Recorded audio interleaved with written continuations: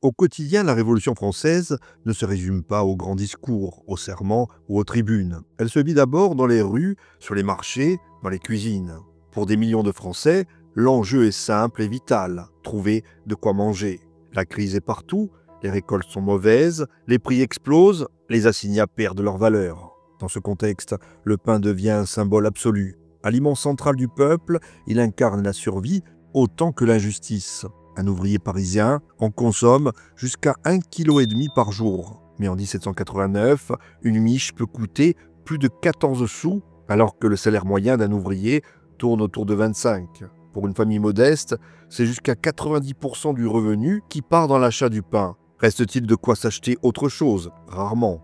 Face à cette misère, les colères éclatent. Le 5 octobre 1789, ce sont les femmes qui se lèvent. Des milliers de Parisiennes marchent jusqu'à Versailles. Elles réclament deux choses, du pain et le roi à Paris. Cette journée, marquée par des slogans simples et puissants, oblige Louis XVI à revenir dans la capitale, et ce sous contrôle populaire. La Convention tente de répondre. En septembre 1793, elle adopte la loi du maximum. Un pain de 4 livres ne peut dépasser 8 sous. En théorie, c'est un soulagement. En pratique, les boulangers craignent de vendre à perte. Résultat, la production chute, les fils s'allongent et le pain devient plus rare encore. Le pain blanc est interdit, on le remplace par un pain brun, plus dense, fabriqué avec un mélange de farine. On l'appelle le pain de l'égalité, un nom qui ne trompe personne. Les élites, elles, continuent à se procurer du pain blanc en contournant les règles. Dans l'ombre, le marché noir prospère. Des boulangers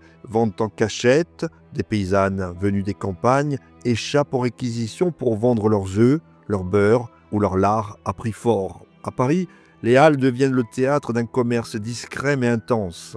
Tout s'échange, pain, viande, sucre, graisse.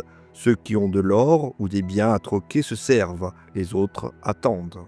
Et pendant ce temps, à la table des plus pauvres, les repas se répètent. Soupe de choux, pain rassis, parfois un morceau de lard quand il y en a. Les légumes racines, les pois, les navets reviennent tous les jours. À Lyon, à Marseille, à Paris, dans les quartiers populaires, on survit plus qu'on ne mange. Mais ailleurs, une autre réalité s'impose. Dans les clubs politiques, on festoie. Banquets patriotiques, repas de victoire, tables bien garnies dans les sociétés révolutionnaires, rôtis, sauces, vins, on célèbre la République en abondance. Le contraste est choquant. Dans le Père Duchesne, on dénonce cette hypocrisie. L'égalité affichée ne se retrouve pas dans les assiettes. Et l'inflation continue. L'assignat, cette monnaie révolutionnaire, perd peu à peu toute valeur. En 1793, il vaut déjà 2 fois moins qu'en 1790. Et en 1795, il ne vaut quasiment plus rien. Le prix du pain explose, le sucre, le beurre, le café deviennent des produits de luxe. Le peuple, lui, n'a que ses cris pour protester. Des figures radicales prennent alors la parole. Jacques Roux, chef des enragés, tonne devant la Convention « Vous voulez que le peuple soit libre? Donnez-lui du pain ». Une phrase reprise partout dans les journaux, sur les murs, dans les pamphlets. Car en 1794, la situation est intenable. La faim n'est plus une question privée, elle devient politique. L'alimentation pendant la Révolution n'est donc pas un simple sujet de subsistance. C'est un révélateur, un miroir des inégalités, un thermomètre de la violence sociale, un point de bascule entre les promesses d'un nouveau monde et les réalités d'une crise profonde. Et au centre de tout cela, toujours le pain.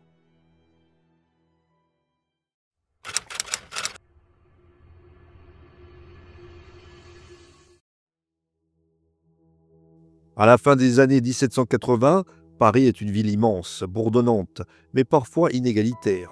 Avec près de 650 000 habitants en 1789, c'est l'une des capitales les plus peuplées d'Europe. Mais cette densité écrase.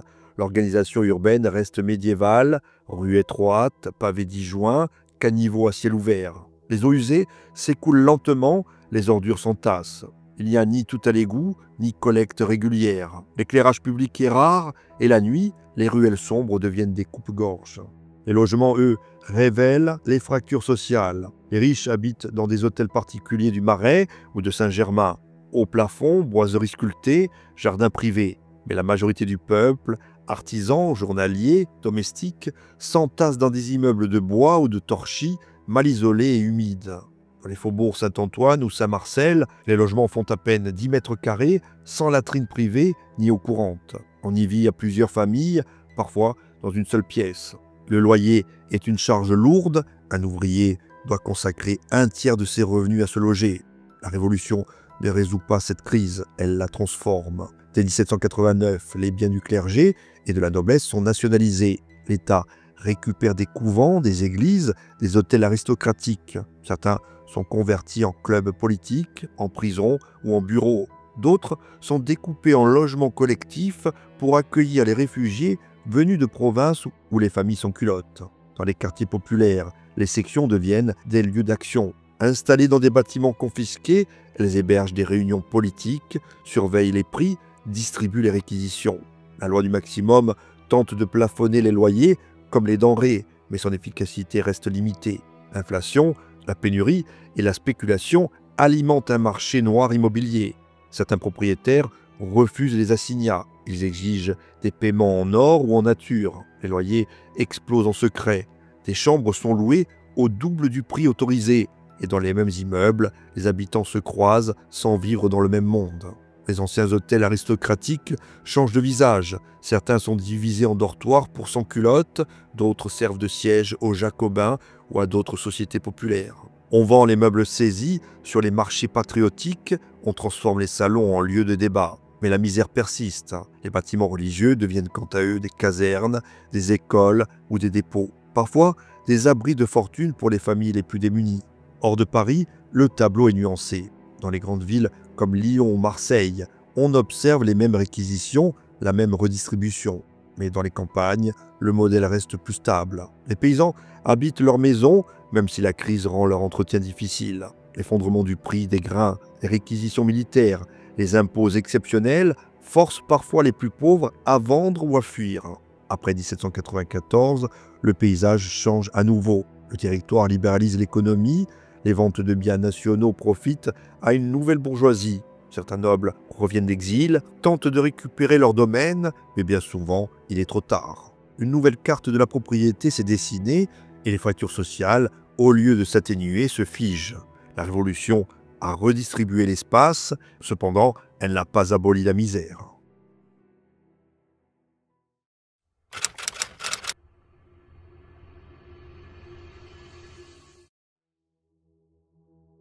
Le monde du travail, sous la Révolution française, connaît une mutation profonde, brutale, souvent chaotique.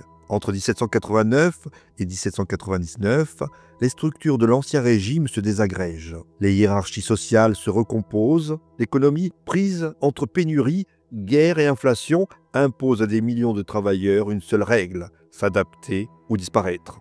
Avant 1789, l'univers professionnel est largement dominé par les corporations. Chaque métier est encadré, structuré et régulé.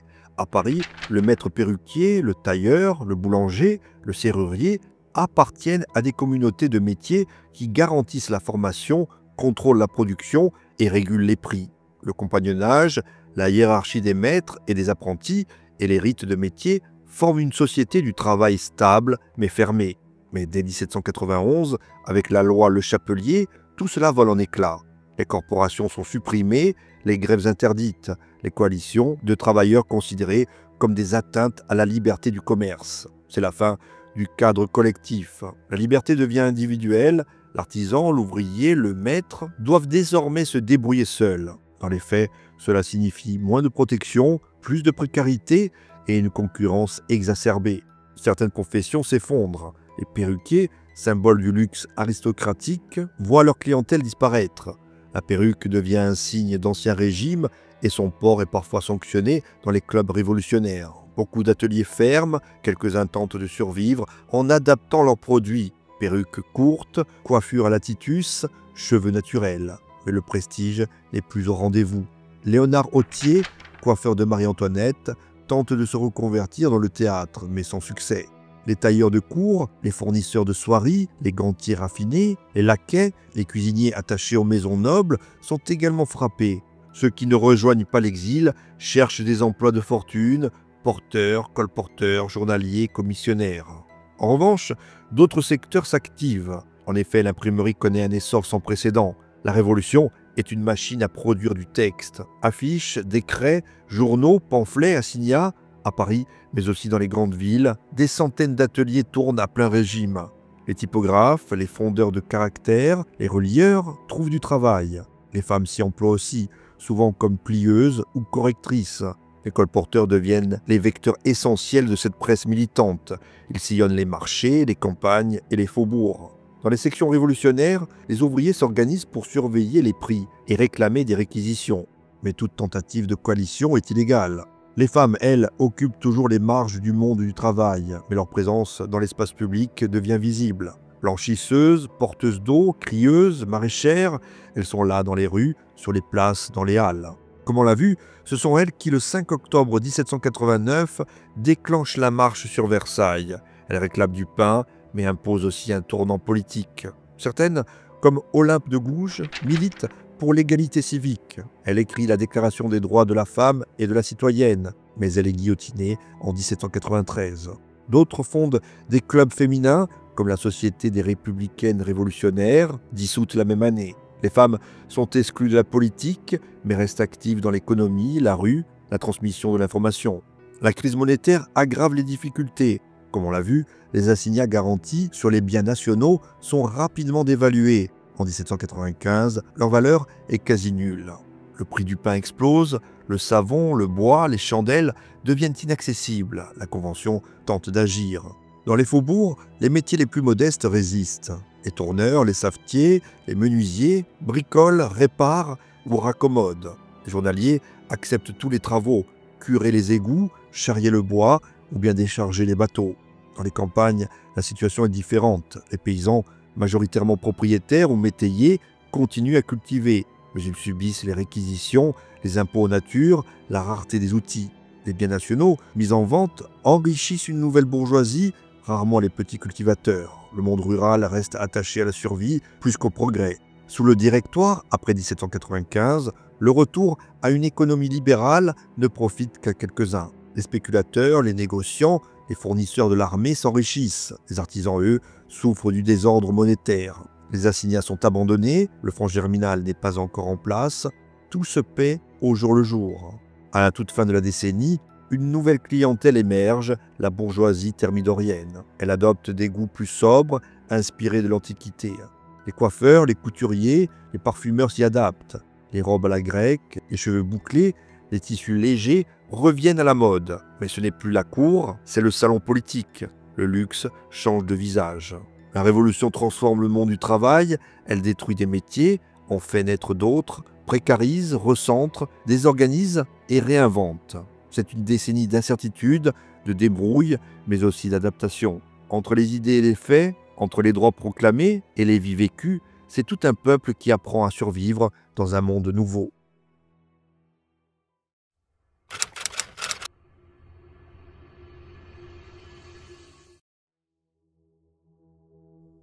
À la veille de la Révolution française, la santé publique n'est pas encore un droit. Elle est en fait davantage une loterie. Dans les villes, et surtout à Paris, les conditions de vie sont dramatiques. Les rues sont étroites, mal pavées, parfois boueuses, souvent fétides.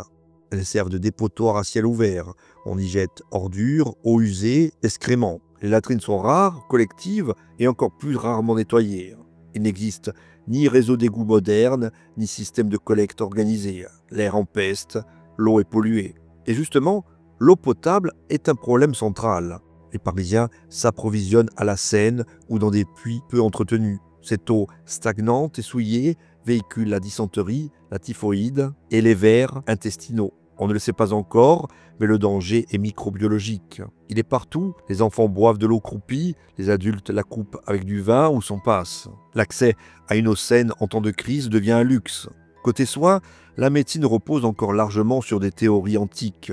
Les humeurs, les flux, les équilibres imaginaires du corps. On purge, on saigne, on vomit. On applique des cataplasmes, des sangsues et des décoctions.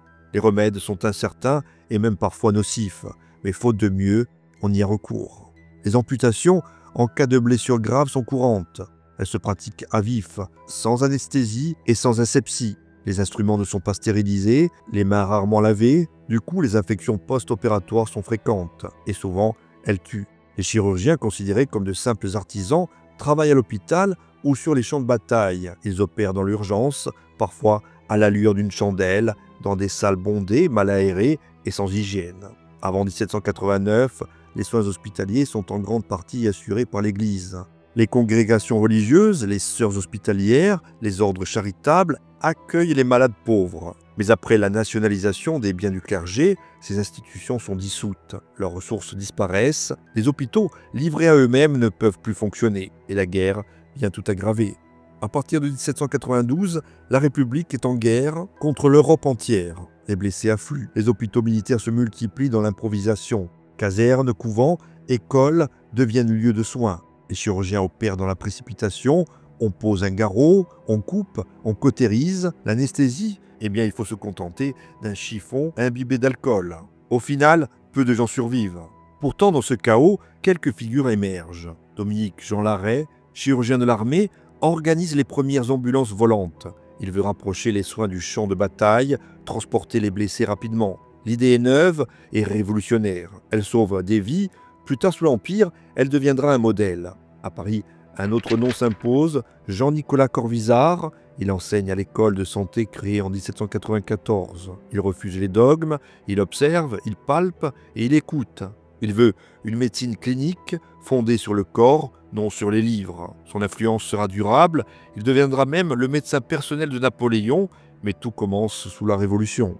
Et la variole, pendant ce temps, continue de frapper. L'inoculation existe, pratiquée dans les milieux éclairés, mais elle reste marginale. La vaccination de Jenner n'arrivera qu'en 1800. En attendant, la méfiance populaire freine les progrès et la maladie, elle, progresse. Dans les quartiers pauvres, c'est une autre réalité. Gale, poux, rougeole, fièvre putride, infection intestinale. Et les logements sont surpeuplés, le linge manque et l'eau est rare. La mortalité infantile est quant à elle très élevée et la médecine officielle ne suffit pas.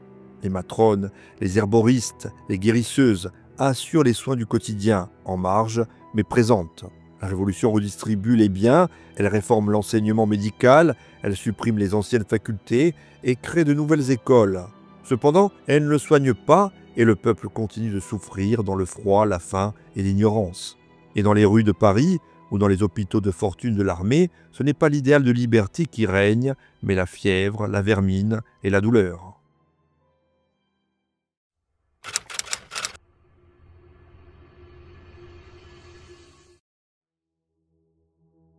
La terreur, ce mot à lui seul évoque l'un des épisodes les plus sombres de la Révolution française. Entre septembre 1793 et juillet 1794, la République, menacée de toutes parts par les coalitions étrangères, les révoltes intérieures, les crises économiques, prend une décision radicale, suspendre les libertés pour sauver la Révolution et instaurer une justice d'exception. Le tribunal révolutionnaire devient alors le cœur de cette mécanique. Créé en mars 1793, installé à Paris, il juge sans appel tous ceux que la République désigne comme ennemis, royalistes, girondins, prêtres réfractaires, mais aussi simples citoyens accusés de tiédeur ou de propos ambigus.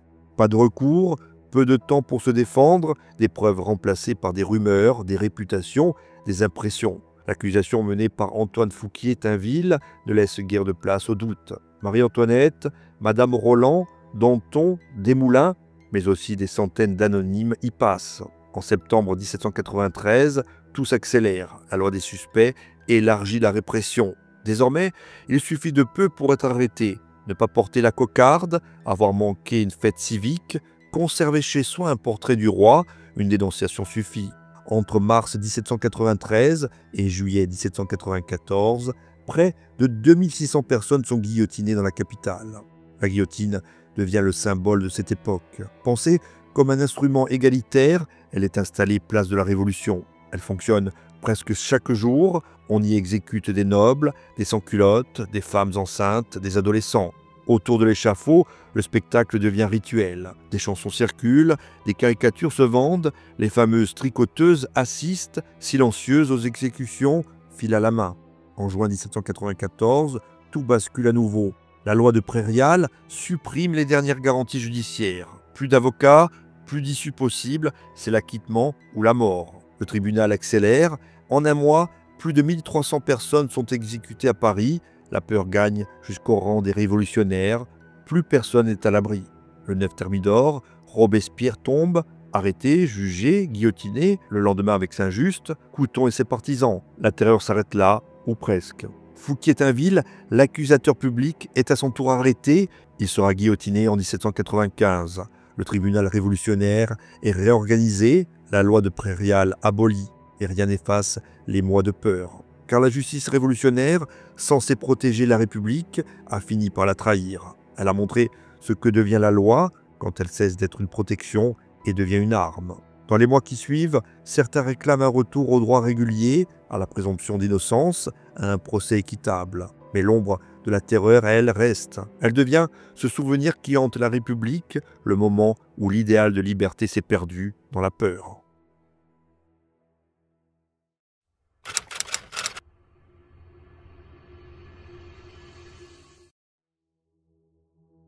La Révolution française ne s'est pas contentée de renverser un roi. Elle a voulu tout refonder, le pouvoir, la société et même la culture. Changer les lois ne suffisait pas, il fallait aussi transformer les mentalités, les habitudes et les croyances.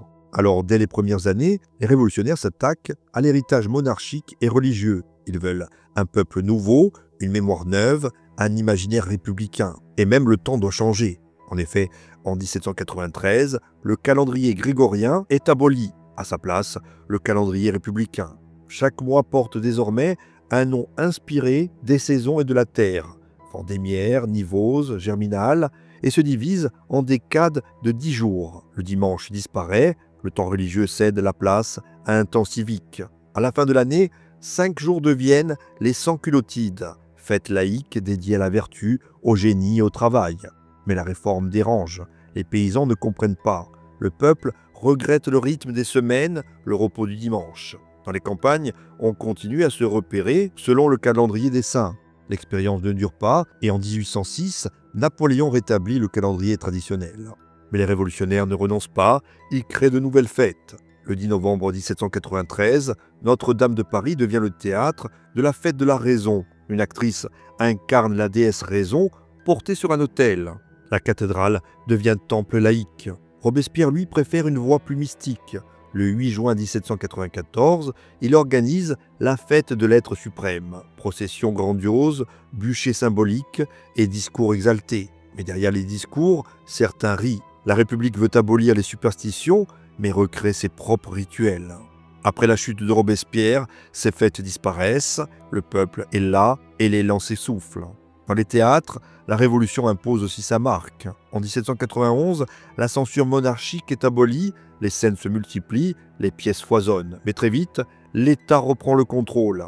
Par exemple, les œuvres royalistes sont interdites et les auteurs suspects sont poursuivis. Jean-Louis Layat, pour sa pièce « L'ami des lois », est contraint de fuir. A l'inverse, Chénier, avec Charles IX, devient la voix du peuple contre la monarchie. Le théâtre devient une tribune politique. Et dans les rues, même les chansons inquiètent. Un simple refrain suffit à vous faire arrêter. Chanter un air royaliste, murmurer des paroles ambiguës dans une taverne, eh bien ça reste risqué. Richard Aumonroy devient subversif. La Marseillaise est réécrite, reprise et détournée. Ainsi chanter, c'est désormais choisir un camp. Après Thermidor, le climat change, la terreur s'achève, la censure recule et les bals refont surface. Et dans les quartiers riches, naît une mode étrange, les bals des victimes. On y danse en mémoire des guillotinés, les femmes portent des rubans rouges au cou, à l'emplacement de la lame. L'histoire devient ainsi une sorte de mise en scène. Et peu à peu, la religion revient, les églises rouvrent et les prêtres réapparaissent. Sous le Directoire, la persécution cesse et en 1801, Napoléon signe le Concordat. L'Église retrouve une place légale, encadrée mais reconnue. La Révolution n'a pas supprimé la foi, elle l'a déplacée, combattue, puis en partie réintégrée. Ce grand bouleversement culturel, cette tentative de créer une mémoire neuve, n'a pas tout effacé, mais il a laissé des traces. Des noms de mois, des hymnes, une manière de penser, les fêtes, les symboles et la citoyenneté. La Révolution n'a pas seulement changé le pouvoir, elle a voulu pour un temps redéfinir ce que signifiait être un peuple. Voilà, si cette vidéo vous a plu et que vous souhaitez soutenir la chaîne, n'hésitez pas à faire un don sur Tipeee ou à utiliser le bouton merci de YouTube. Dans tous les cas, merci pour votre soutien et à très bientôt pour une nouvelle plongée dans l'histoire.